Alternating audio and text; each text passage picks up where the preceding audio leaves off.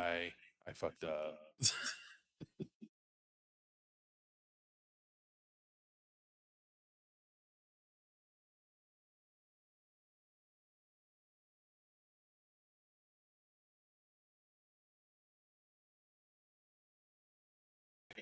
Better now? Yeah, Okay, but sorry about that, dude. yeah, you're good. But there's no intro. So this is the Road to Nowhere podcast. That's Extreme. I'm Jimmy G. This is his show. I'm just a guest. Go. I did the intro. I forgot to undeafen when I got done with it, or when I started to click over it. I was like, "How you doing, Jimmy?" And you just silence, and I'm like, "Uh-oh, I fucked up again, didn't I?" 2 weeks Yeah. in a row, I've done that. Yeah. So, how was your trip to New York, dude?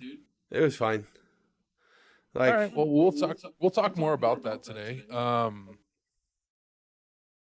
So you didn't hear about this, but that's why I want to start the show with this. Um, on Thursday, my girlfriend came home from work, like middle of the day, just randomly comes home. She wasn't feeling well. All right, no big deal. She's probably just got, pretty intense cold. Because of some of her health stuff, stuff like that just hits her 10 times harder. Yeah, it was way worse. Thankfully she's okay and it didn't get to the point where it was like life threatening, but she developed an infection in her throat and she couldn't swallow, she could barely breathe. Um, and the thing that sucked about the whole situation was that when she was trying to get help, to go see a doctor or something about it, they all were just like, "Oh, you have COVID. Don't come in. Go get a test. You can get an at-home test. Just do that and then let us know the results and we'll let you come in."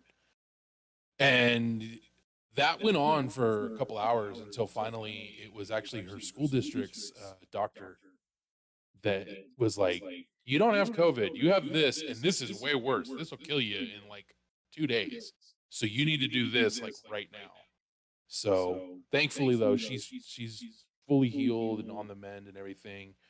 She's actually on her way out to go hang out with her niece. So, but yeah, that was the start of my weekend. You were off in New York having a good old time. Saw some of the pictures, and I'm I sitting wouldn't. here, I take wouldn't say I was having a girlfriend. good old time. I was having a time, but I don't know how good of a good old time it was. Well, I mean, you were enjoying yourself to some degree, right? I mean, this Mostly. is a trip you'd been looking forward to, but like I said, we're gonna talk about that here in just a second. Um, but what else was there I wanted to mention at the start of the show? Because I want to spend most of the show hearing about your trip, and then if we still have time, throw some stuff out there. Um, but yeah, no, I've been taking a break as well this past week from streaming, because she's on vacation. So that was the start of her vacation, was this whole situation. But on Saturday night when she was feeling like 100, like about 75% better, we went to a local orchestral concert, and they were doing John Williams music. Freaking awesome, dude! Like they started the whole thing off with what was it, the Star Wars theme, and then they ended it with Raiders of the Lost Ark. Interesting. So yeah, it was good, dude. They did Jurassic Park, they did Harry Potter, they did the Jaws theme, and it was a really good time. I enjoyed myself, and I was glad she was better. I honestly, at that point, was not feeling great, but I think it was just like sympathy stuff. Like, you know how, like, I don't know if you dealt with this when your wife was pregnant, but like, you know how when your partner's not feeling well, you get to a point where you're just like, Oh yeah, sympathy oh. feelings are 100% a real thing. Yeah, and I was having that. And so by the time we came home, I was feeling a lot better. She was feeling better ish. But yeah, I love her to death, and I'm glad she's okay. I'm glad she's better because once we found out what she really had, I was like, "So how serious is this?" She's like, "If I'm not breathing tomorrow, you need to call 911." Yeah, And I was right. like, "Great." So, but no, thankfully the medicine she got, it was funny. She's like afterwards, she's like, "I love steroids." Oh, But yeah, she's doing good. She says to say hello. She hopes your trip to New York was good. I know it wasn't great, but I also don't know much about the trip myself. So let's talk about that, man. I mean, you left. What day did you leave? Didn't you leave on like Thursday? Yeah. It's my wife's birthday. Oh, nice. The whole thing, like, it had some ups and downs, you know? Like, the whole thing had ups and downs. But Okay. every time I got irritated, pissed off, or just annoyed, I was able to take a breath and, like, control it, get it settled. Granted, um, there were some conflicts where I just kind of said, you know what? No, this is me, and F you, because I'm me. And yeah, that came out at some points, and it was within the first 5 minutes of being at the hotel room, no less. So that What was fun. happened? Well, I mean, it was a lot of miscommunication. We'll say that. And when I learned Okay. and I realized that it was a lot of miscommunication, I was able to calm down and settle down. But for me to hit that point, I legit had to leave. Like, I just left. I was requested to buy some stuff for people. Like, I had to go get distilled water. They requested that I buy some other stuff for other people, and I just said, no, you're fine. If I'm fine, you're fine. I'm out. I came back. They're like, hey, can I pay you? No, nope, no. You want it? Go get it yourself. And you know that's kind of but that's me. You know that's the kind of person I am. Is you're gonna say f you to me, then I'm gonna return that favor. Yeah. And like I said, it was just miscommunication because I don't feel like that's was its intentions, but that's how it came across. And later on, I told my wife this is what she said when I was talking to my dad about it. And she was like, that is not what I said. That might have been how you took it, which is now why I understand your feeling. But that's not what I said. Those might have been the words that I said, but not how I meant it. I'm like, yeah, all right, well, you know, watch what you say when you're talking to me and I'm already in a foul mood, I guess. Oh, I've known Unless you you for don't care, years, but- in which case, you know, that's fine too. Because, you know, if I don't care, then I don't care how you take it. You know, I'm just gonna say what I mean. Yeah. And but no, so the first beginning part of the trip was a little sour getting to the room. I was able to calm down, like I said, and then everything got a lot better. We went to, let's see, that first Thursday, we went to dinner at the Russian Tea Room. I halfway expected it, like picketers and stuff like that because of everything that's going on. There was nothing. The restaurant was also very empty, which, you know, it makes sense, but it was kind of a hand-in-hand thing of, is it going to be picketing? No. All right. Is it going to be busy? No. All right. So then we're good. No big deal. Yeah. Friday, we went to go see. I think I don't remember if it was Friday or Saturday. Like I got my days mixed up, but one of the days, we went and saw the Statue of Liberty in Ellis Island. No joke, dude. No joke. I could spend an entire day wandering around and trying to read the stuff that Ellis Island had that was saying, hey, this is what's what. And I'm not a reader. I hate reading. But seeing the images and the actual, this is what they had in their hands back then. They came to the United States with this. And getting a better understanding of what people had to go through just to become citizens way back when. It really meant something. Like I could feel it in my core of wow. And I just kind of got so enveloped by these feelings that I could walk around and just take it all in. And I was. And everybody else left. And I'm like, where did everyone go? Like, you know? Like, so hey, I how's had it to. going? Bye. What's that? They were like, hey, how's it going? Bye. Yeah. So I had to leave a lot of this stuff just to go try to find my party. And then when I finally found them, they were like, oh no, you can go back and keep going. Like it's all you. And I'm like, no, I can't though, because you guys want to get on the boat to leave in an hour. And I'm like the second room in to these room of like 15. You know what I mean? So it's multiple things against me. It's the fact that there's so much there to take in and understand. You son of a bee! I hate you, Roy. He put a comment. So this goes for everybody out there who's tuned in and watching. I don't know if you know that you're playing, but you are definitely playing, and you all just lost the game. All right.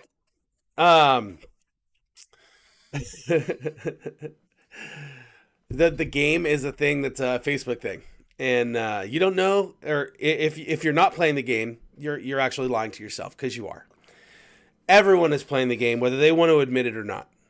Nobody can win the game. You can only lose it. And I don't follow, nor do I want to. I'm telling you the rules. And at any point, something makes you think the words "the game," and you initiate that or you associate that with the game that I'm describing to you, you just lost. And you have to tell everyone that you lost. And like I said, even if you say you're not playing, you are. You are, whether you want to or not. I won't. Anyway, so shit like that, you know me. I'm like, no.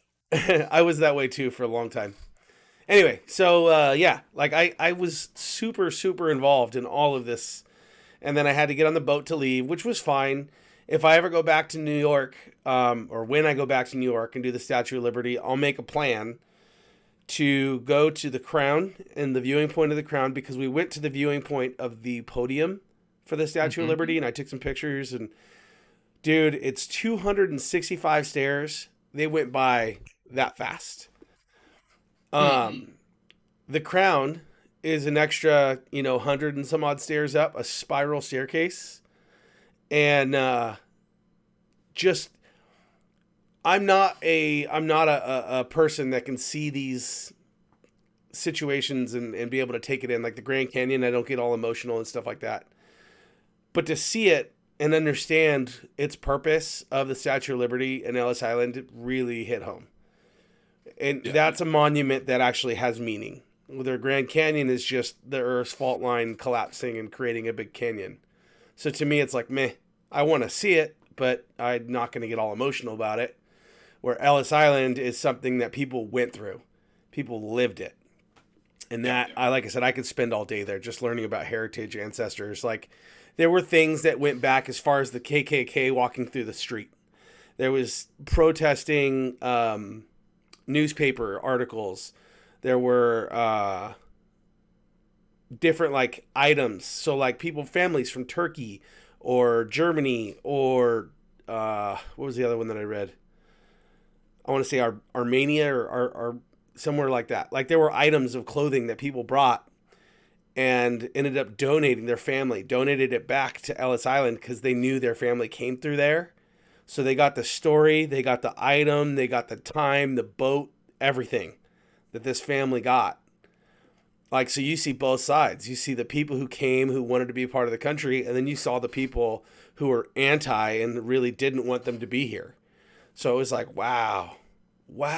I had no idea that even the hatred, like, I knew about the hatred, but I had no idea how far the extent was. And they have articles and pamphlets and church pamphlets that all went that way. And the same goes for the other hand of the families who were like, I'll never see my family again. Like, I put my son on this boat, and it was almost like I closed the casket door because I knew I'd never see my son again. And that's people coming from across the world to come to the United States. So that was a thing in itself. Like I said, I could spend all day there just reading and understanding and just taking it all in. That was amazing.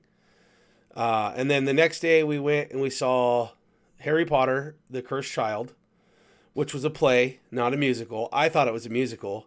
So I was a little disappointed in the fact that I'm like, where's all the singing? And then we saw Wicked as well. Wicked was the matinee, so we saw that first, and then Harry Potter, but whatever.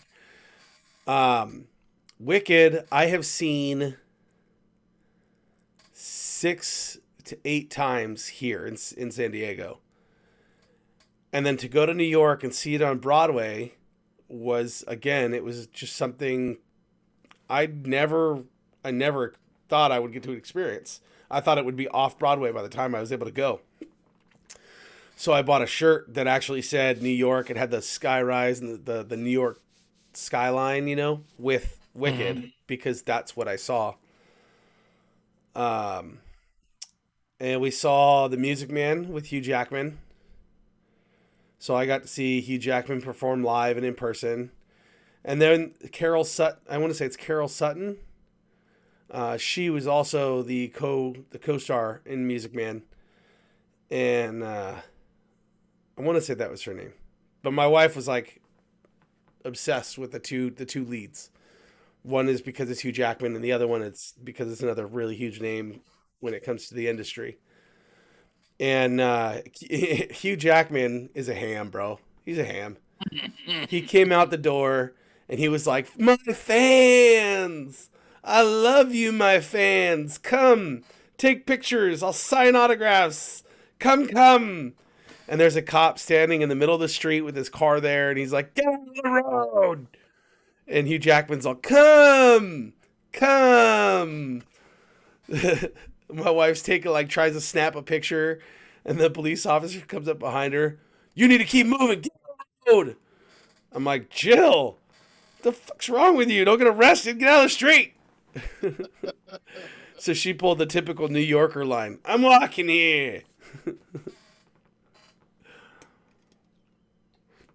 The sad thing is she has the voice for that with that accent, dude. Yeah. I'd be afraid of her in that moment. It's funny. It was funny. There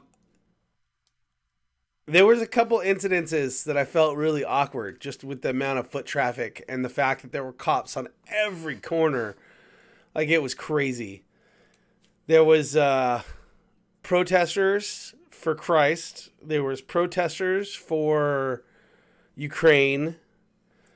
And a lot of street vendors weren't out. Like, not vendors, but the street performers, the characters. Mm-hmm. A lot of them weren't out because of the rain and the snow. They eventually came out, but as a whole, I would say that trip was a success. No matter how angry I got, no matter how frustrating it was, I felt like it was a success.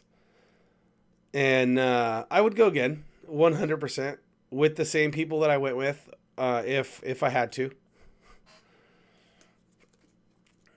If that's how I got to go back, I'd go again. That underhanded little "if I had to." Yeah, if I had to.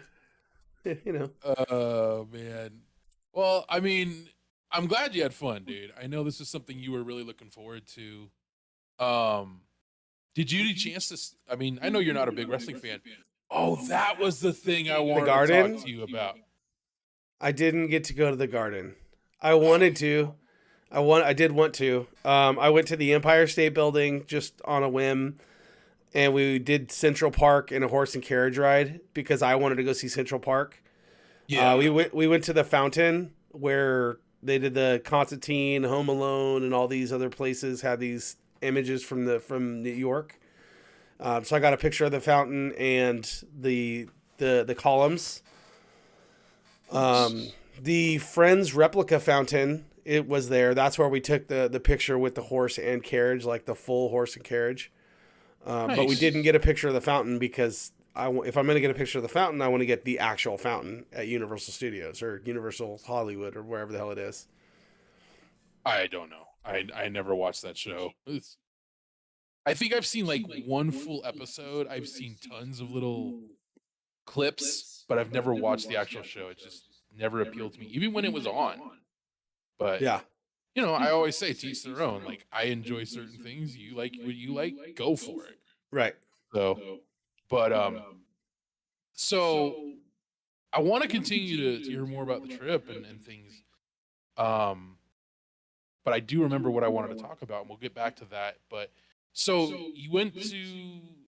So did you go to?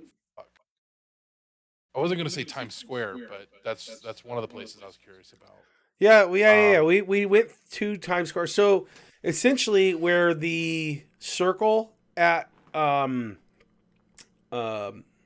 Central Park, the Central Park Circle at the very, very far west side, we walked from there to the Empire State Building.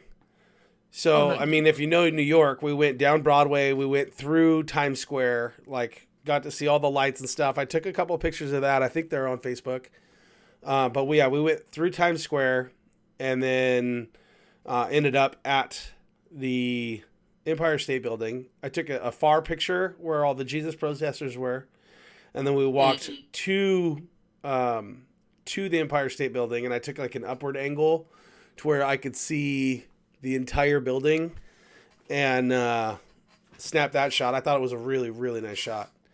Um, I've and seen some of the then we walked pictures. back through Times Square. Right on. I was in the other one I was thinking about was Central Park, and you said it, so I'm like, obviously you already admitted that you went there. Yeah. What other places did you get a chance to go check out? Like, I've never been to New York. I've heard stories of my aunt. Her biggest story that she's told, unfortunately, isn't a good story. It's the day the Twin Towers were hit. But I've always wanted to go there, and my thing was always go to the Garden. Like everything else, yeah, there's this, yeah, there's that. I want to go to the Garden. Like, Yeah. and that's just me being a wrestling fan and having a lot of respect for that building, though, because it's not just wrestling, but that building has had so many amazing things. There's a lot of history in that building. Yeah. Um, but damn, it sucks you didn't get to go, dude. I really was hoping you get to go there. Yeah. So this trip was a little different when it came to the amount of touristy things that we did, just because of time planning and like body soreness, I guess you could say. Yeah. The original plan was Statue of Liberty, Ellis Island, 9/11 Monument, and a couple history museums.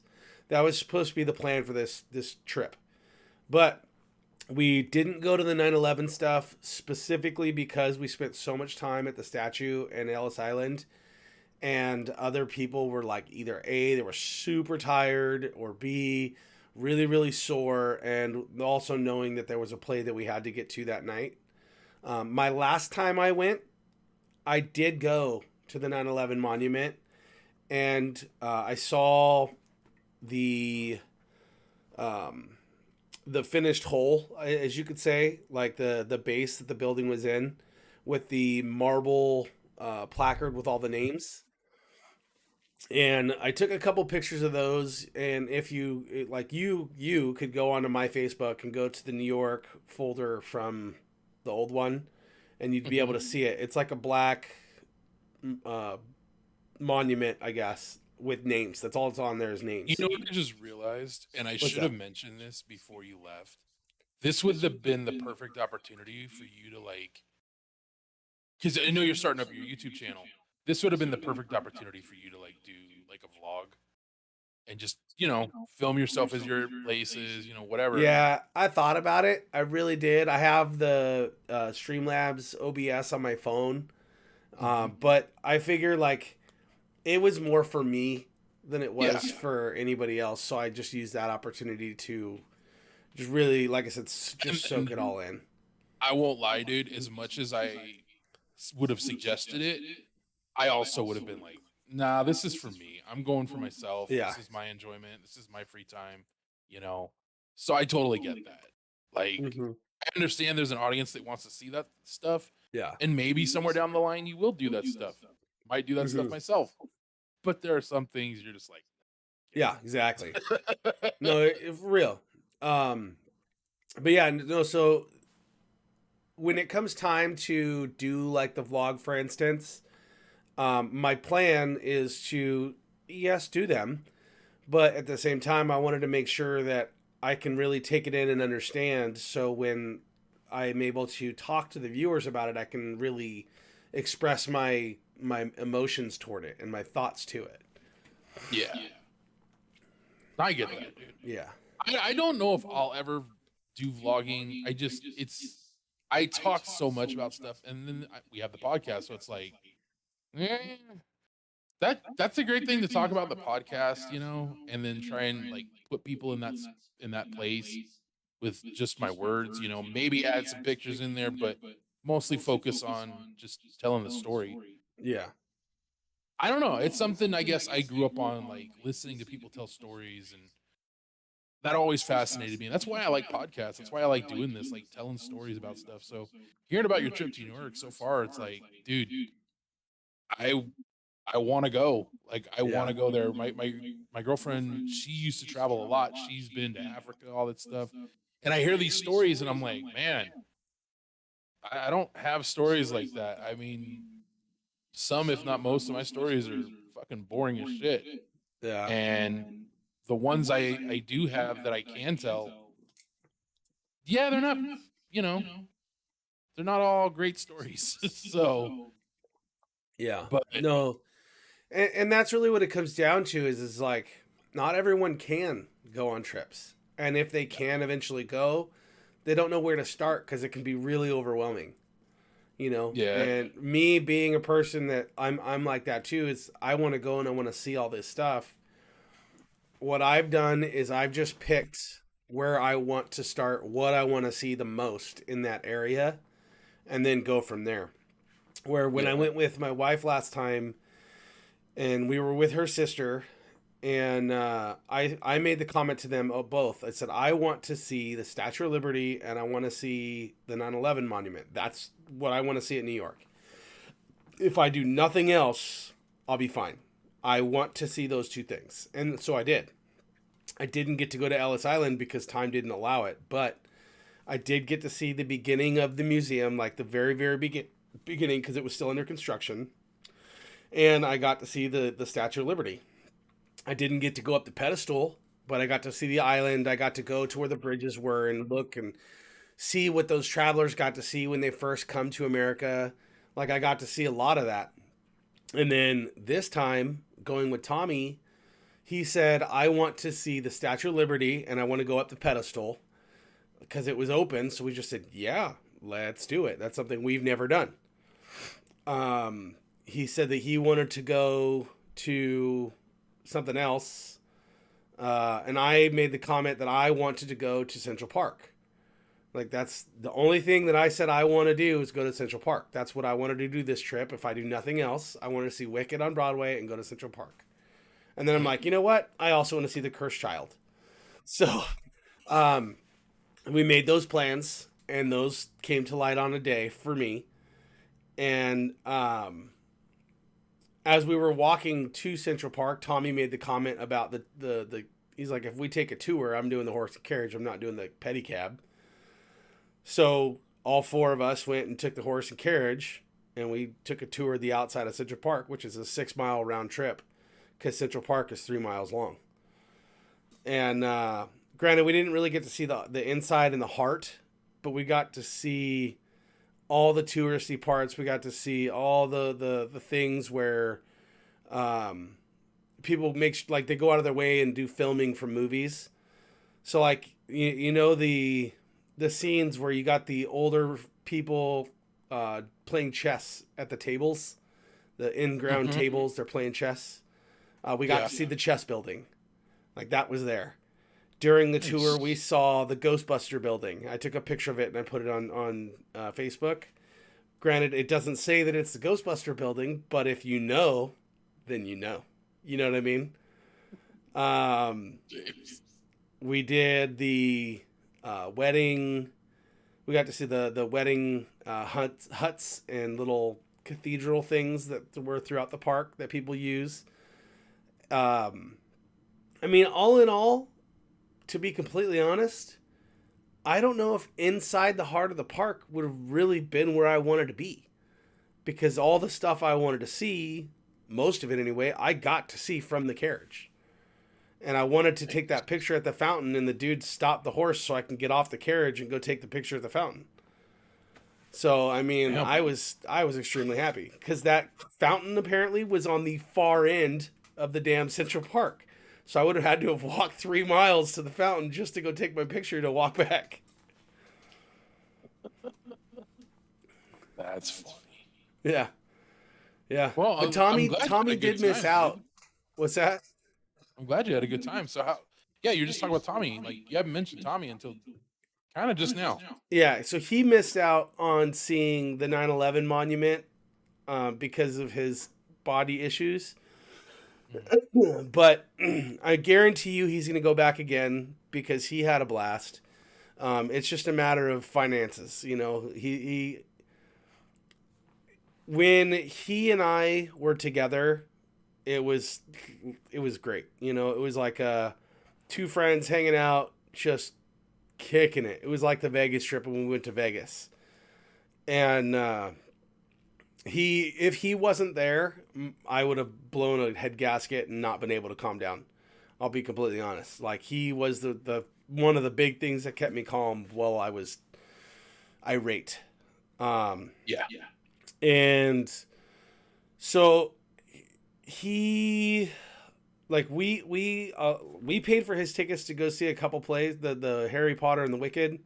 But I mean, you know me, I've paid for quite a few people to go see Wicked because I enjoyed it that much. And I'm like, dude, I got to share this. This is amazing. And I know he's a Harry Potter fan just like I am, and he has family that's Harry Potter just like I do. So I was like, hey, bro, you want to come? Yeah, you know you want to come. Let's go. So we wanted to make sure that we got to share that enjoyment at all levels, at all times, specifically because I'm that guy. If I Yeah. can share it, I'm gonna share it.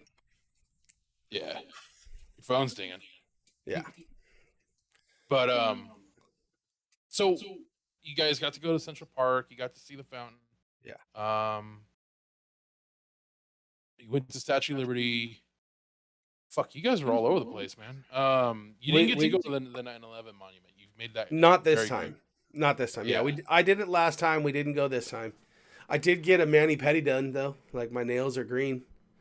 Yeah, you said you were gonna show that off. Oh God. One thing that happened that was really funny was when we went to the play, the girl that was checking the vaccination cards in your ID, she didn't even really bother to verify the name and the card or any of it. She saw my nail polish. She's like, "Oh, I'd like your choice of nail color. Have a nice day."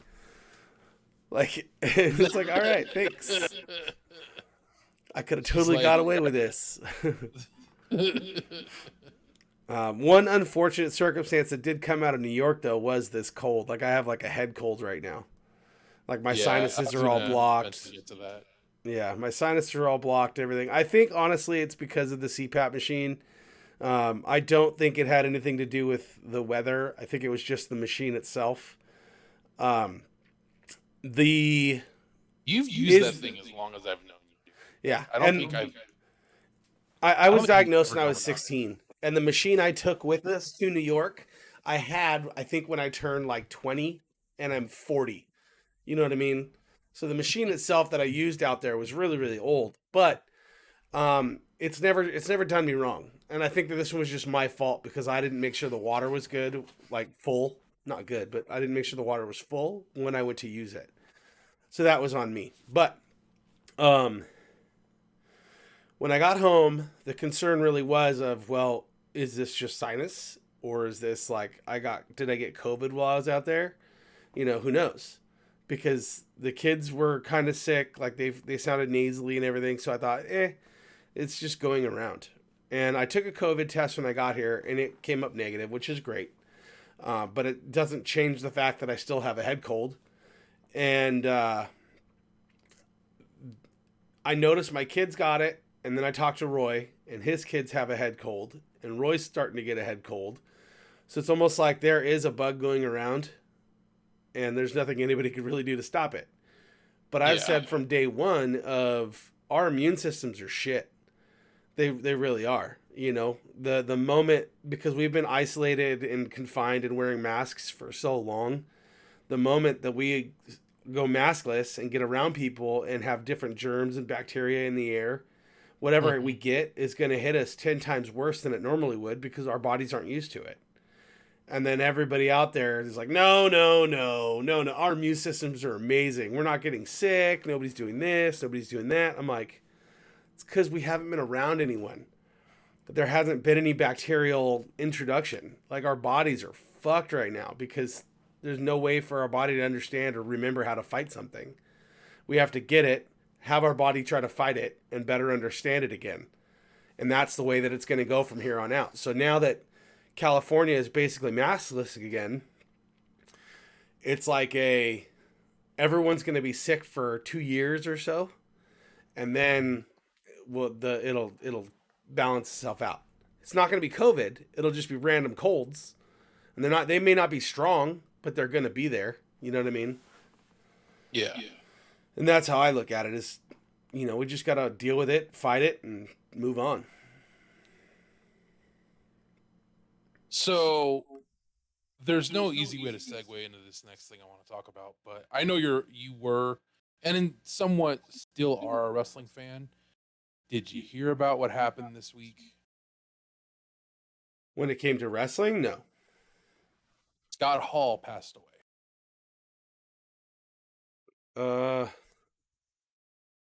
Scott Hall. Razor Ramon. Yeah, I was gonna say, wasn't he Razor Ramon? Yep. That sucks. Yeah. Do you know how? So what had happened, from my understanding, he had gone in for like a hip replacement or something like that. Like, he was going in for a legitimate procedure. It wasn't life-threatening or anything like that. Like, everything was fine. There were complications during the procedure, and unfortunately, he was put on life support. I think like sometime last week, Friday. I'm not sure when exactly this happened.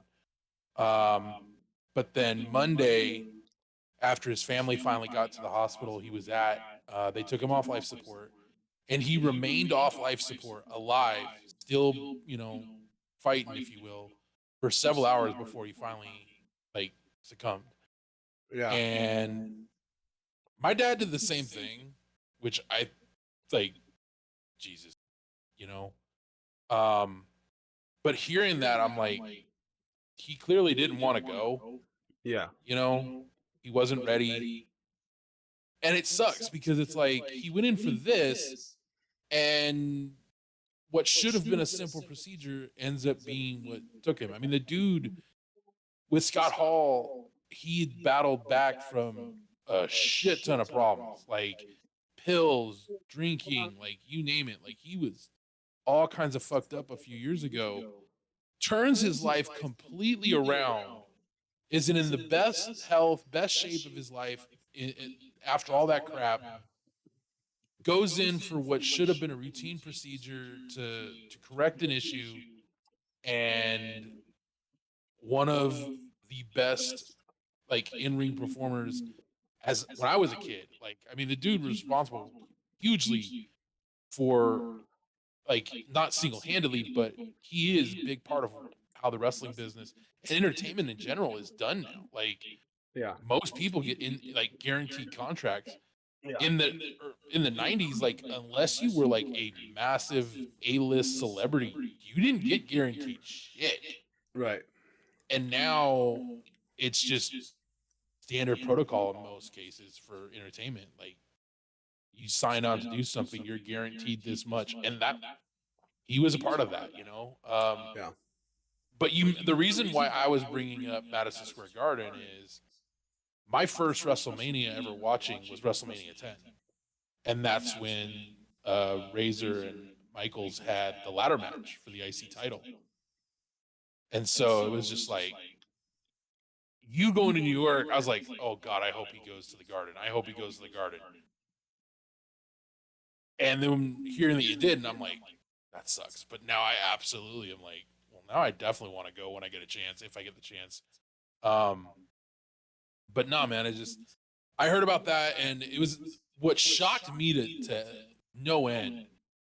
Eric, my brother, who is not a wrestling fan in any way, shape, or form, fucking text me Monday night when he passed away, and he was like, hey, did you hear about Scott Hall? And I'm like, yeah, it sucks. But it dawned on me. He texted you Wednesday, so he passed away Wednesday? No, he passed on Monday. Oh, okay. But no, he texted me Monday. Again, my brother is not a wrestling fan. He'd care less, But my brother knew who Scott Hall was, and he knew that Scott Hall was, a big name when we were kids. Like, my brother thought Scott Hall was cool when he was Razor Ramon. He thought, fucking the bad guy. He thought that character was awesome, which kind of explains a lot of why Eric acts the way he does in some ways now. But anyways, that was a big deal. To watch people from all over the wrestling industry and the entertainment business say amazing things about the man, who I never had the pleasure of meeting or even just, you know, seeing in person. I don't think I've ever. No, I did. I got to see him perform at a house show with my grandmother years ago. He was still Razor Ramon. I think he had a match with against 1-2-3 Kid, because I think that was when that was all going on. So, but yeah, I mean, I always wanted to meet him. He was one of the few people I always wanted to meet because he just, I don't know, he just seemed like this larger than life person. And from what I understand, he was a tall motherfucker too. So yeah, I would have loved to have met him. I'm sad he's gone, you know. I don't know how, if you remember anything from his career or anything like that, or had any memories of him or any fun Oh memories, yeah, I remember positive. him and his performing and all that stuff with the NWO, and I remember him being with Eddie. Damn it, Eddie something. Fuck, Eddie Gilbert, maybe because I don't think he ever ran with Eddie Guerrero. Guerrero. Yeah, Guerrero sounds better. I remember him with Eddie Guerrero doing something. I don't know if we were butting heads or if they wrestled as a team or what, but I do remember that era fairly well. The funny thing, or not funny, but the strange thing about you saying that Scott Hall passed away is when I was in New York, I remember watching a documentary on Eddie Guerrero because he passed away too, right? Eddie Guerrero passed away a long time ago. Yeah. Yeah. So I was watching a documentary on him, and Scott Hall came up in it by name, and just saying how the influences that Eddie Guerrero had on him and how he had on Eddie Guerrero and all that stuff, just as people, it was just it was impressive to understand the way that the wrestling circle, is a lot like life. It's all of us friends. We all get together, we hang out. Well, that's all they were. They were family and friends. They may have had beefs and feuds and stuff like that on TV, but it is acting. They got to know each About other as 90% of people. the time. Yeah, but they got to know each other as people. You may hate people, you may like people. On Yeah. screen, you hate their guts, but in the backstage, you may love them as family. Yeah. UFC is the same ways. You may go out and have to fight somebody and knock them out and hurt them, like really break their arm or something, but you love them as a person and you don't want to do it, but you also really do want to win. So Yeah. you want to put on a good show for your fans. You know what I mean? It is what it is. Yeah. But I remember hearing the influences that people had on Scott Hall and Eddie Guerrero and how they influenced each other and stuff. And at the same time, I saw a documentary with Owen Hart and Bret Hart and all that stuff. I think I was just going back and just reminiscing on wrestling, which is why it's funny that you make the comment about not going to the Garden, which is why I wanted to go, but I don't know where that falls in New York. I feel like that it wasn't near where I was. You know what I mean? I feel like Madison I Square don't know where Garden it is wasn't inside the necessarily city. by Manhattan. Yeah. I spent most of my time on Manhattan. Yeah, I've always heard Manhattan was like the nicest part of New York, and then everything else was like the further away from Manhattan you got, it was like, I don't know if that's true. I've never been I there. I think don't. of Manhattan like a extremely large downtown San Diego. Like Ooh. tall buildings everywhere, people like everywhere, minus the pee smell. Like there's no pee smell on the streets of Manhattan, but if you go in the subway, however, it's like homeless people smell. You know what I mean? Like it is what it is. But Yeah. it's also warm in the subway where up top you're 20 degrees. You know? Yeah. But no, man, that was one thing I wanted to talk to you about, because and this is where I'm going with this. Um Previously you had mentioned you were going to watch WrestleMania this year. I was thinking about it. Yeah, I didn't watch it. I don't know if it happened yet, but I was thinking about watching No, WrestleMania. it's not for, at least I know for a fact it's not for another 2 weeks. It is a 2-day show. It is going to be on Peacock. Um, Main event right now is Roman Reigns versus Brock Lesnar, champion versus champion. I don't know if it's to create an undisputed champion again. it makes sense to do that at this point, for the stories of the company and what they're trying to do. Plus, I think it would be entertaining to have just one fucking world champion in that company. Um, You you've mean you got don't want to Ronda have Rousey, a world champ and a what was the other Universal. They call it the Universal? Universal. Yeah. I still think that is the dumbest name for your top champion. I mean, it made it easier to rotate title fights on pay-per-views. You know, if I you have a mean, pay-per-view if it every is, they would month, you're have them doing a both. world title every other month. Well, they would have both, like, quite often. Like, you would On the same see both card? on the same card. Yeah, that to me that's weird. Like to have an Yeah, intercontinental champ and the world champ, I get. To have the they have. tag team and the universal, I get. To have the women's and a world, I get. But to have the universal and the world on the same card doesn't make any sense. They have right now. They have the Raw champion, the SmackDown champion, like the top dog. Then you have two different tag team champions. You have Right. a women's tag team champion, although you really don't have even like their women's division is, yeah. Um, you have So two different women's champions. You have a Raw and SmackDown women's champion. that's You that's have basically how it was when I stopped wrestling. When I stopped yeah, watching it. you still have the Intercontinental title, and you have the United States Championship. One's on Raw, one's on SmackDown. Is there still a But hardcore champ? no, that title's been retired for a while. They do have something like it. Like, you remember how the hardcore title was 24/7, you know? Yeah. Yeah, well, they have a 24/7 title, which essentially is the hardcore title. Matches can happen anywhere at any time. They've done all kinds of stuff on social media with it. It's funny to watch, but it gets to a point where it's like, all right, some of this stuff is really dumb Yeah. and kind of pointless. So, like, why are we still doing this? But whatever. Right. There are people that are entertained by it, and as long as people are out there entertained by it, they're going to keep doing it. As long as it's making them money in some way, cool, and it's getting people on the show. Yeah. Go for it, you know. But WrestleMania has Charlotte Flair versus Ronda Rousey, Becky Lynch versus someone else. I'm not trying to be rude. I just don't follow the show well enough No, to no, know no. everyone's names. I don't see that as being rude. I find it entertaining to know that these professional fighters have taken it upon themselves to become, you know, professional actors and using their fighting as a skill. I find that to be entertaining. Ronda has actually been gone for over a year, like almost 2 years.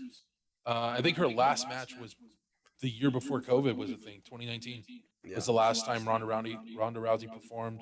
She came back at the Royal Rumble, won it, and she's gonna make her. She gets a title fight at WrestleMania. That'll be fun. I think that'll be a good match. But speaking what would be good? You know what would be a good match? Ronda Rousey versus Brock Lesnar. That would be fun. No, it would. That would be amazing. It would. I think the fight, like in the real world situation, both individuals are highly competitive and extremely aggressive. But at the end of the day, I mean, as a wrestling match, I could see Ronda winning that. Yeah. But I could also see Brock winning it as well. Yeah. In a real life fight, as much as Ronda is a badass, let's just be realistic here. Brock Lesnar I don't think he would take the fight. I think there's a line and that's crossing it for him. So I don't think it would happen. But if it did, I'm pretty sure either A, Brock would be the victor. No, and see that here's the thing. Yes, I could see that, but I also don't see him like actually going out there in full speed, full strength. Yeah, well, that's the thing. Is if they went out both full speed, full strength, full mentality of all right, let's go. Brock, I feel like is going to be the one to charge to tackle, and Ronda being Ronda, if she was able to use her judo and her jujitsu to her favor, she stood a chance on that just opening charge. Now, if she can't capitalize on the opening charge and Brock Lesnar gets just one hand on her, it's game over. Yeah, know that's what I what I'm mean? saying. Like, So even then, here's the thing. Here's the thing.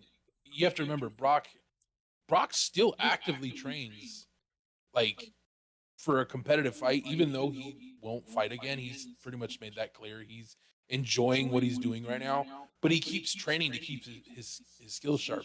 yeah, That being said, he has upped his judo games, so I'm pretty sure he'd be aware of what Ronda could do and would know, like, she's gonna get me if I do this. So I just need to nail her and be done with the fight. yeah, If that's where it went, he's smart enough. He's gotten smarter as he's done it longer. But if it was Ronda now versus, not even now, but at her prime versus Brock when he first started, Ronda hands down would have won that fight. But Yeah. as time has shifted, yeah, no, there's just no way. yeah. But that's what I'm saying. If you bring that into the if you bring that into the entertainment value behind it and into wrestling, the opportunity is there to really have some female who can withstand male punishment in the form of acting. You know what I mean? Because there's a lot of females out there who could quote unquote withstand it, but at the same time, they really wouldn't be able to. It'd be more of a, "Ow, that sucks. I don't want to do that anymore." Where I think Ronda would be able to at least make it a good show. She may not win, sure, but I'm sure she would make it a good show. The only problem I see, like, would it be cool to see that? Yeah, it'd be awesome. But I also think, like, they're from the production and the booking side of things, these are your two, like, they're obviously going to push Ronda to the moon because they just paid her a shit ton to come back. Yeah. And then they've got Brock, who they're paying a shit ton, and he's actively on the show. It's not like he's just here and there like he was a few years ago. He's there almost every week now, Right. which really shows he's much more invested in it this time because he does the TV and that's it. Like, he doesn't do house shows, from what I understand, or he does a few. But he's having a blast. But you don't want to put these two, like, your top stars, your male and female top stars, in the same ring at the same time unless they're working together, because that's just going to destroy them. Like, you never put your top two stars in the same spot. Someone's going to come out looking weaker and you're going to lose that value that's there. Perfect example of that was Bret Hart versus Shawn Michaels at WrestleMania 12. They put him in there and one came out smelling like roses, the other one not so much. And well, yeah, but that was also the one where Shawn Michaels was supposed to win the title, and they set everybody in the back. In the, no, no, that was no, no. Survivor Series. Sorry, That was Survivor Bret Series. Hart was supposed to win the title, and they told everybody in the No. back. No. So WrestleMania 12, the Iron Man match, that was always supposed to be Shawn. Like, he was always supposed to win that one. That was the plan going into it. They went into overtime. Everything went well. Bret was taking time off anyways. But what happened was, right after that was when Kevin Nash and Scott Hall went to WCW. That's when the whole NWO thing started. I swear to God, I feel like I remember hearing the documentary on whatever match it was. And I can't even say what match it was because I don't 100% remember. But I remember them talking about it and saying that it was supposed to be Shawn Michaels, and then they went back and they told Bret Hart it's supposed to be Bret Hart, and they kept going back and forth between the two, saying that each of them were going to win, and this is how. And then whoever won ended up winning the way that they were quote unquote supposed to, where the other one was what the hell, because I was supposed to win that. Yeah, and I want to say it was by the figure 4 leg lock. The sharpshooter. That was the Montreal screw drop. Yeah. That was the screw drop. That was when Bret was leaving for WCW. Yeah. And he didn't want to do the honors to Shawn, and so decisions were made, and that was it. They ended up screwing him. They did the screw job finish that has been done over and over and over again as more of a wrestling bit now than it is, like, it's not like a knock to Bret. It's just, look, it was a successful bit that was real at the time when it happened, but now it's a successful bit. The screw drop finish it's been done forever now. It's like a staple in wrestling to have that kind of a finish. But the first time it was ever real, like 100% real, was this instance. And it's one of those things. It's like you look back on that and you're like, even now, I'm still kind of like, was there something like some sort of storyline to this? Was there some sort of like gimmick? There was. But I mean, well, we know there was a gimmick to some extent, but the reality of it was, it really was what it was. What happened? Bret Hart was supposed to win, and he was leaving. He was not going to be under contract the next night on Raw when he wanted to come out and just drop the belt and just hand it off and walk away. And so the company Vince did what he had to do to protect his brand, to protect his company, and to protect his talent, and to keep his company in a position where his big title still mattered to some extent. Yeah. I would say after that, like immediately after that, the world title meant very little to a lot of people because of that whole scenario. Whereas had Bret done what Alundra Blaze did, Medusa, that would have completely destroyed the value of the title for a long time. I mean, that's why the WWE didn't do a women's championship for a long time after that, was because of what she did on Nitro. You remember that, right? I don't. Like, I'm trying to remember Alundra Blaze.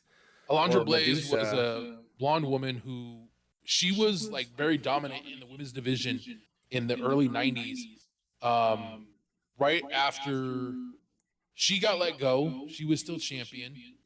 And then Eric Bischoff called her and said, hey, bring the belt. She brought the belt, showed up on Nitro, and dropped the women's title belt in the trash, live on Nitro. And the WWE would not have a women's championship again for like 4 or 5 years, because it just, the value of it was gone in a lot of people's eyes, because it was just dropped in the trash.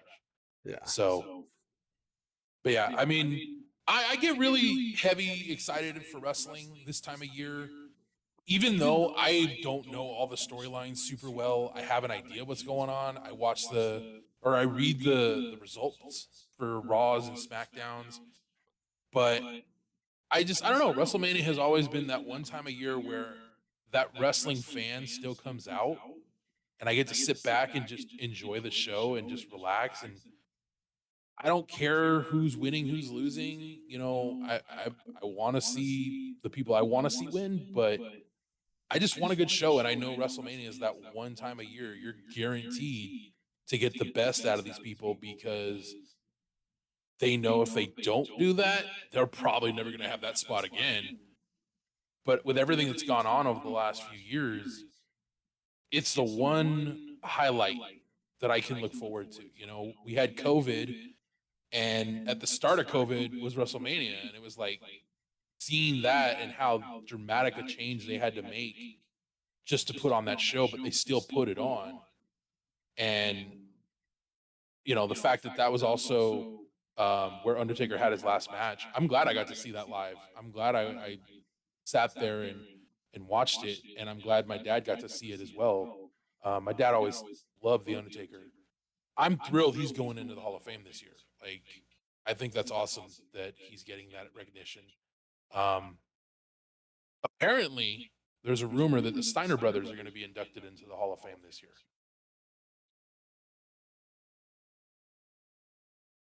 I see you mumbling, so I'm like, okay. The Steiner brothers, is that Rick and Scott Steiner. Yeah, and Scott Steiner was the one that did all those freaking roids and stuff and got all roided out. Yeah, and Rick, his son, is Braun Breaker in NXT. He's the current, he was the NXT champion. But yeah, apparently there's talk about the Steiners going into the Hall of Fame. Which is funny. I honestly wouldn't expect that, considering the amount of roids this dude did to get all yoked. But, you know. Dude, there are people that are in the Hall of Fame who've done some horrible shit. There are people in the Hall of Fame who've done porn. I mean, and yet the person who deserves to be in the Hall of Fame won't ever go into the Hall of Fame for sports, being Pete Rose, because he bet on sports when he didn't even bet on his own team to lose. He bet on his own team to win, and they kicked him out of sports. I think that's bunk. Like, I really do. Like, if you're betting on your team to lose, it makes sense because then you would throw the game. But if you're betting on your own team to win, you're not throwing the game. Like, I don't understand. You're gonna bust your ass even harder to make sure you win. You know, I Yeah. mean that make if they lost, he loses money. Yeah. But if they win, he gets money. Yeah. But that was also before like Major League Baseball had bonuses for players to win games, like Yeah. during But championships. and that's just it though. Is like he's trying to get paid better, and they're shunning him for it. And it wasn't even that they would lose. That's what I'm saying. Is I understand if he was betting on them to lose. I really do. But the fact that that's not what he was betting on really bothers me. The thing, I don't know. and I just want to throw this out there. I could have sworn I read something a while ago that the Major League Baseball Hall of Fame was double backing on that, and they were going to induct him. I don't know if what I read was like some fictional thing or what, or someone just hypothetical. I don't know, but I swear I wrote it this like in the last year or so. I saw that. If it's true, great. You know, he deserves to be in there. But if it didn't, well, he is in a Hall of Fame, just not for what he was, Yeah, right. best for. But he definitely brought entertainment to WrestleMania every year, showing up in one way or another. I still remember him showing up as the San Diego Chicken. That shit was funny. Mm-hmm. And the fact I that remember like, that too. he actually, what I found most entertaining about Pete Rose going into the WWE Hall of Fame, he actually was honored to be in there. It wasn't like, yeah, whatever, okay, whoop-de-doo. He actually was really honored to be in there because he enjoyed the bits he did with WWE. He had a blast with it. Yeah. And he even made the joke. He's like, hey, I may not be in the Major League Baseball Hall of Fame, but I'm still a Hall of Famer. So, like, he had a good laugh with it, but he really did enjoy that. And he's openly commented that he's proud of that. Yeah. His time with WWE, but also his induction. So I wish like that he wasn't. I never got to see him play. I can't say I have. But knowing how good he was at baseball, the fact that he's not over something so petty when there are people who are in the Hall of Fame who've done some horrible shit. Like, yeah, I mean, really? This is why? Like, that's stupid. There has to be more to it than just that. Like, I don't know. There has to be. There has to be. And it's just not in the eyes of the public, at least easily accessible. Yeah. But yeah, man, it's been a hell of a week. You had New York. Girlfriend was sick. Scott Hall passed away. It's been an interesting week. There are other things going on in the world. Yes, we're aware of that. We've chosen not to discuss them any further here on this podcast. But I thank you guys for joining us this week. We've been going for a little over an hour, and I gotta go and clean up a little bit as my girlfriend's niece is about to come over. So I thank you guys for joining us. James, thank you for sharing your trip to New York with us, dude. I'm glad to hear about it. I definitely want to go sometime in the next year or two, if possible, because I know she wants to go, and I've always wanted to go. So, but hearing your stories has made it like I definitely want to go to some of these places. But that's going to do it for us this week, you guys. We appreciate you guys tuning in and hanging out with us. And, hopefully one of these days you guys will start sending us things to talk about or questions you guys want us to ask or answer. Sorry. And yeah. Since you did I'm gonna put this out there. I'm gonna put this out there. Since Extreme did not do an intro for me, I'm gonna put this out there for all those who are tuning in on his end. If you want to check out the pictures from New York, jot on over to my stream right now on Twitch. I'm only on Twitch right now. I'm gonna scroll through the photos from the New York trip and give you a little play-by-play of what they were before I cut out. He's at Jimmy G _ smack. SHMAK. Yeah. If you guys want to check out all that. And I'm pretty sure you'll do something like you'll put something up on Facebook as well, or not Facebook, but YouTube as well, right? Yeah, correct. All To right. see what I'm recording right now, I'm going to also put on the YouTube feed. Nice. But that's going to do it for us, you guys. We thank you for joining us. We'll see you guys next week at 10 a.m. Pacific, right, Jimmy? That is the plan. Okay. I just want to make sure because I was telling my girlfriend, hey, I got to do the stream at 9:30. And then I'm like, wait a minute. Why does that not sound right to me? Right. So, but we will see you guys next week. Until next time, adios. So yeah, thank you guys for tuning in. And that is going to do it for this week. For those watching live here on Twitch, we thank you for real. But Jimmy, you have yourself a good day, sir. I will talk to you later. At some point, we need to finish up your campaign playthrough, but I probably won't be able to get back on really until probably at best case scenario Sunday. But you got work, so Right. yeah. Oh man, that did not work the way I thought it was going to work. What were you doing? No, I just put up the browser share thing and it didn't work, so I got to do a window capture. But yeah, so yeah, the plan is 10 o'clock on Wednesdays. The time just works. I wasn't sure that it was going to work out well today because of the dogs, but it ended up working out just fine because I was able to take them in and get it done.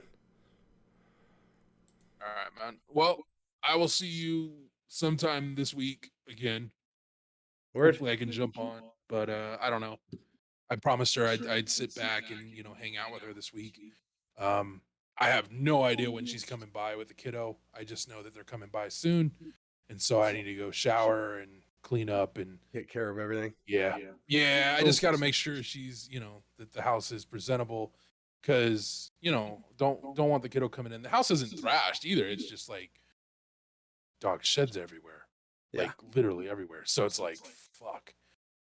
So got to clean that up, and I actually, the living room is where I sleep. Don't ask why. It's a long story. I'll tell you later. But yeah, so I got to go straighten up out there and get some stuff done, and then I'm gonna try and, while I have time, I'm gonna try and hit up Iron Banner. Because, well, yeah, I don't think I've ever told you what Iron Banner is. I don't know what Iron Banner is. Iron Banner is a once a month, PvP thing where you can get some rewards. Your light level matters, and you can get a bunch of little things from it. Nothing's super great. Sometimes there's like really good stuff in there. Like right now, that hand cannon I was using when the Witch Queen came out, you can get that right now through Iron Banner. The problem is it is still PvP. So if you aren't comfortable with PvP, I wouldn't go near it. Yeah, I have no idea what I'm going to be comfortable with or not. You know what I mean?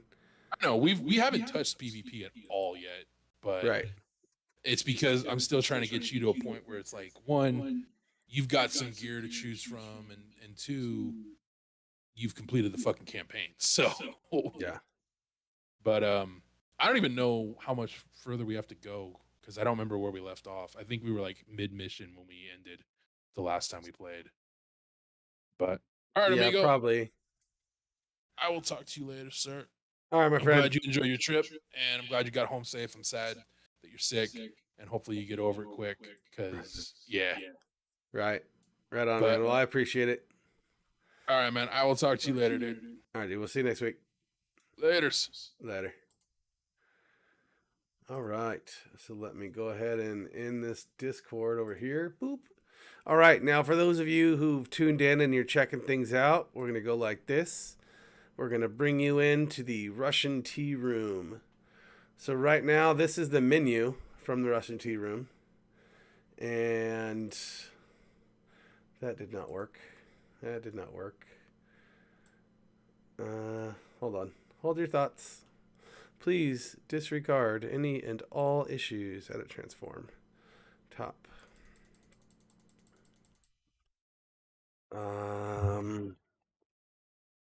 All right, so that'll do for now.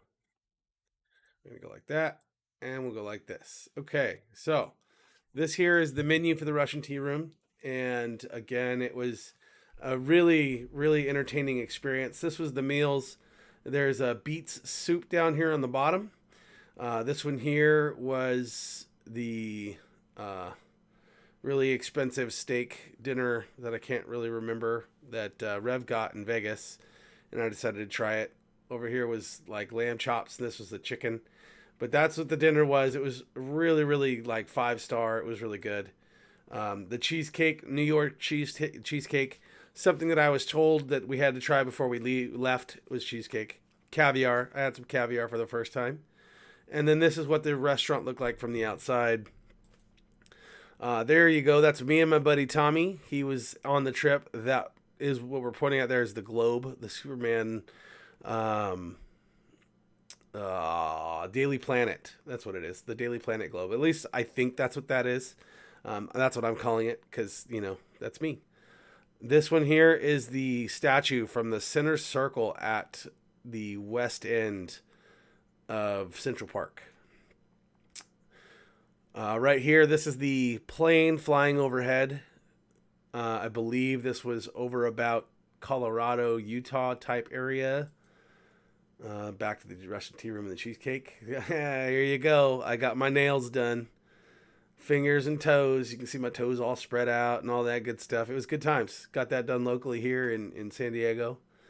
All right, so we went to the ramen place, ranked number 1, Ichiran Ramen. It was ranked 1 in Japan. And when it came out, this is what mine looked like. I took a picture a little late, but you can see the egg up top, the mushroom. There's chives over here. There's some meat right there. But we went to a ramen house. I never really had ramen before made like this. However, it's, to me, I'm not that ramen snob guy. So to me, it was just ramen. It was ramen. It was good. It wasn't too salty. It was actually very, very good. So when Rev hit me up and he said, "How was it?" I was like, "Bro," because it was good. Or actually, I was more like, "Bro." There you go. There's a picture of my wife and her sister at the Hugh Jackman Sutton Foster. That's who the female actress was, Sutton Foster. And that was the Music Man that we went and saw. It was good times. There I am with my wife and her sister. And again. So what this image here is, this is West 57th Street and 7th Avenue. This is by where our room was. I took this picture because if you look up here, you see all those white flakes. It was the start of snow. So it went from really slow, fat rain to these light snowflakes. It was kind of nice. And then we went and saw Wicked. And there's the backdrop for Wicked and the playbill. You're going to see a picture of us here with our masks on. And if you look up here, one of my favorite parts of the play is this metallic dragon. It actually breathes smoke and the eyes glow red and all that. It's pretty amazing. And then here's a really awesome photo I feel like I took of the archway and the flags here. I don't know what this building is, but I thought it was pretty amazing, just the look of it. So this one here is in the middle of Times Square. This is the statue that stands out front where the protesters go usually. They always meet right here. It's like central Times Square. This here is the Empire State Building from a low angle. Again, I thought it was just an amazing look. I was walking back and was like, wow, that's impressive. Like, that's just a very, very impressive sight, and I need to take a picture. This one here is, again, the Empire State Building taken from a block away, just so you guys can see how big it is. I left the people down here on the bottom. It really is a sight. And then here we are outside the play. Me, my wife, Tommy, and her sister, Jody, all at the Cursed Child. And that, again, if you ever get the opportunity to go see the Cursed Child, talk about an adventure and just an experience. Holy crap. Here's a little bit of snow. And back to the Cursed Child. And these ones here are the Patronuses that go up on the wall. And there's like a little barcode that you scan, so you can see it right there in the background over here. If you scan that URL code and then turn to the room, these Patronuses actually came to life, and they were flying around the room with you, and it was really neat. Really cool experience. But it was also very, very crowded and hard to take control over. But it was an adventure. It was a cool little feat. And here's the stage of Harry Potter, the Cursed Child. This here is the clock, and then the spotlight. I was really enjoying that view, and it's before the play started. So you walk in and you get to see this dark, dark, dark, dingy street, as it were, with this beaming, beaming light. I thought it was really nice. Here's another image from the playbill that we got. And this is kind of lit up with a longer exposure so you could see what the stage looked like with a couple more clocks here on the corners.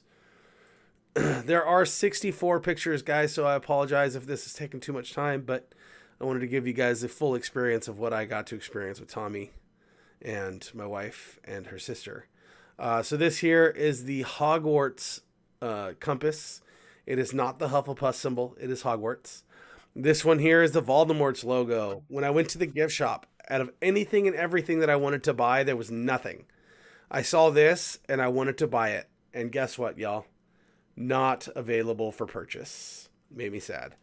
Extreme, this is for you. This here is the strip of Times Square. You can see the little logo here on the right side, Times Square, right about here. And yeah, I mean, it's not real impressive when it comes to lighting and features like Vegas is when it comes to everything being lit up. But it was still unique and something cool to see. As you can see here by my watch, it is 25 degrees. 25 degrees. 23 by this sign here.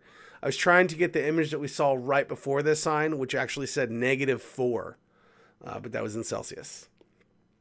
This is my wife and her sister on the carriage ride through Central Park. So now we're getting toward the end because the Central Park trip was toward the end of the trip. So this one here is me and Tommy. They're going through Central Park in the carriage. And my brother-in-law hit me up and he goes, by the looks of these photos, you and Tommy had a nice romantic date. You know what? I would take it. If Tommy and I had a nice romantic date, so be it. This one here is the archways from all those famous movies y'all have seen. At least I'm sure you guys have seen. And then I got some more snow on the ground here. It looked like a really peaceful image. I feel like there was a squirrel that just ran into this bush at one point, which is probably why I took this picture. This one here I grabbed because of the snow that outlined the rock and how it kind of came up top here. It was just nice. It was peaceful. And yeah, I mean, it was just something that I was soaking in the moment. It's not something I got to see every day. Here's more of the archways without me in it. This here is the fountain. This is the fountain that you would see in Home Alone and all those other plays and stuff like that. That too was a really cool thing to see. As you can see here, it's really empty. I'm sure it had something to do with the fact that it's winter and under 20 degrees at times, and they didn't want to damage the plumbing. But here's Tommy and I at that fountain. The girls decided to stay in the carriage because it was cold as hell. But this is all of us in the carriage. And here we are again. This is our horse that was pulling us around. Yes, it was just one. Right in front of the horse is the replica fountain to the Friends TV show. They call it the Friends Fountain, and it's just the fountain. In the back here is the end of Central Park West. It's where a lot of the famous people still currently live, like Sonny Ono and Bono and all those rich folk that live in New York. I'm not 100% sure why this red square is here. This is something interesting my phone decided to do, but I left it. It didn't really matter. This here is the hut that was the wedding hut. People usually go there and get married and stuff like that, and it's popular for tourism. What building you see here in the background is disguised by this big old fortress, and it stops right here. You can see this little bit of blue. Well, this building right here, right there, that is the Ghostbuster building. And I had to get a picture of it. And granted, it wasn't an impressive one, but that was the angle and the closest I could get for the moment. But who you going to call, man? Ghostbusters. All right, so this one here is the airport on the way home. This is the last bit. I actually did have more photos I did not put in the New York side. And let's see if I can find them real quick. But, dang it. Yeah, that was from the Alaskan Lounge before the flight took place. What the heck is going on? Man, go back. Here we go. All right. Um, all right, so these ones didn't make it. This is the Home Sweet Home. This is San Diego here in the background. This is the Coronado Bay Bridge, where the military base is and all that stuff. But this bridge here is a very impressive thing to see at night while the light was there. So I wanted to make sure I got a good picture. But this is home. Nice and lit up everywhere. My lonely cart from New York, the little luggage puller. And that's the end of that roll. I feel like there was still one more batch that did not make it. Let's see if I can find it. There's Hugh Jackman. So my wife standing in the street trying to get a good picture of Hugh Jackman. This is him. Like we said, he's such a ham. There's a cop. I think this right here is the cop, but this is definitely a cop car. And yeah, he was trying to pull more people in, and the officer was trying to get him out. This is the ramen house. So yeah, there you go. So this is all of us sitting at our tables. You can see there's little individual dividers here that actually made it really, really nice. I put my divider back up. This is what the ramen looked like before it got demolished. Egg, mushroom, chives, meat. This here is the hot sauce. I got mine at a hot sauce too. Other people did not because they don't like spicy. And these are now Jody's photos.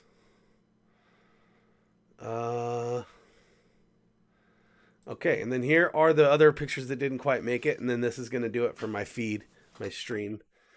So this one here, I have a tendency to buy knickknacks and coins and stuff. I like collecting coins. This one here is the Ellis Island and More preservation coin. I think it says preservation coin. Anyway, Ann Moore was the first female or the first passenger to go to Ellis Island, and she was 15 years old. And this coin is in remembrance of it becoming a thing. This one here is the challenge coin for the Statue of Liberty and the Ellis Island side. It says National Monument, but it's called the Ellis Island Challenge coin. Then we got our Ellis Island Christmas ornament. I have a tendency to buy Christmas ornaments, one for every year, just to represent something that we did. This year we chose the Ellis Island because last year we chose the Statue of Liberty. Not last year, but when we went last time. Rebuilding San Francisco and Laborers Wanted. So this here was basically to show people what the wages were, and I wanted to make sure I got a picture of it and posted it because this was like top dollar way back when, and it is next to nothing now. Nice. I thought this was amazing. California cornucopia of the world. Room for millions of people. Let's see. This here was the money exchange. I soaked this into an all honest, fullest enjoyment because I deal with money on a regular basis. Here you can see the picture of the lines of people who are trying to exchange their currency from their homelands to United States currency. And if memory serves correctly, there was several versions of the United States currency at the time. But this is some of the currency that was brought. And then through America's Gate, this is what I thought was really cool. So I took this picture. 2 West, through America's Gate. I had to get the 2 West because, West Coast is me. Never mind. Anyway, the registry room. This is where every passenger from the boat came into the room to become citizenized. I hope I used that word correctly. But the fact that there were over 5,000 people every day that would come in and get done and try to get registered to become citizens. But yeah, 5,000 people every day from 1918 to 1924. How amazing is that? Like, this is the hall that 5,000 people would filter into. It's impressive. And I think up top here, I think these were some of the dorms that people would live in that couldn't get registered right away for whatever illnesses that they needed to get checked out. This here is the tree of everywhere, like people from all over the countries and names and stuff. These were I guess, big names that came. I didn't get a chance to read this 100%, but I did see it as symbolic. So I wanted to get a picture. This here is actual luggage that came across. Some of these have been restored so they don't lose integrity as time goes on. But this is what the luggage looked like. This is the baggage area. This here is the outside of Ellis Island and the doors that people would then go into when they got to the island. And that's just an upward angle of the building. We got New York skyline here in the background. I thought it was really, really nice. And here is a really nice flag photo with the skyline in the background. And then here's my buddy Tommy, who served in the Air Force. Thank you for your service, good sir. I do appreciate it. And he is a flag fanatic, and this is just another really, really nice picture just to show you size comparisons and stuff. And then I got my memorial coins, my collection here. Each coin in the back and what they say. You guys can feel free to slow, pause, all that stuff. And of course, I had to get my kids some souvenirs, so that's what these are. The remnants of Fort Wood. It used to be a military base before Ellis Island and the statue became Ellis Island and the statue. So I thought that was pretty cool to put forth. These here are the bolts that hold the Statue of Liberty to the pedestal that we walked up. Now, just to give you guys a heads up, these bolts here run about 10 to 12 inches wide and are about, 2 feet in length this way, and or bigger, but these are monstrosities. This here is the picture that we took from the pedestal that goes up the skirt of the Statue of Liberty. This shows you all the bars and everything that they have to make the statue stay upright and not get crumbled in. This here is the spiral staircase that goes up to the crown for the viewing area up in the crown. There's nowhere to take breaks. It is literally just a spiral staircase that goes all the way up. And then this here is from the bottom of the pedestal as high as I could get to the closest I could get to the statue without going up into the crown because it's not open. And then this is our view. So this picture here, I want to say this is the area where the ships came in from the ocean right here, I think. I could be completely wrong on the angle. I'll figure that out in a moment. But I think that that's what that bridge was. This one here is the backside. Yeah, so that's exactly what that was. This one here overlooks the skyline. This is where ships would dock and stuff back in the day. This here is just an amazing view of the Statue of Liberty and the fact that where the sun is setting. When I saw it, I was like, wow, this is impressive. My buddy Tommy saw it and he said, look at this. You have the silhouette of the Statue of Liberty here and then the flag right here. And it just really said something to him. And this is the angle from the other side. This is the fourth and final angle that you'll see. And yeah, so the reason why the Statue of Liberty is facing the way that she's facing is because right here is the bridge. Like I said, that's the bridge that every ship came through to become citizens to the United States. And then, of course, we got our photos together. Got my ducks. And then here's a picture of the statue from the boat. And we tried to mimic or get another picture of the statue behind us like we did 10 years ago when we went last time.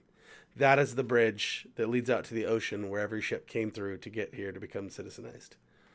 It's just really, really nice. And something that, truth be told, when you sit there and really think about it, it is just amazing. It really is amazing.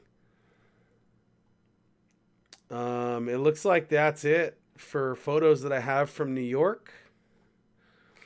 And I apologize for the nonstop talking that took 30 minutes. I wasn't sure that it was going to take that long, but clearly it did. Let's go like this. And then we'll go over here. So yeah, thank you guys again for tuning in. I do appreciate it. You get to see my game room here in the background. I got a pool table. Yes, I do. Anyway, so thank you guys again for tuning in and enjoying those photos of New York with me. And next time, hopefully, I'll do some video blogs that just allow me to, take you guys on an adventure as well. Until next time, y'all be safe, have fun, and enjoy your time.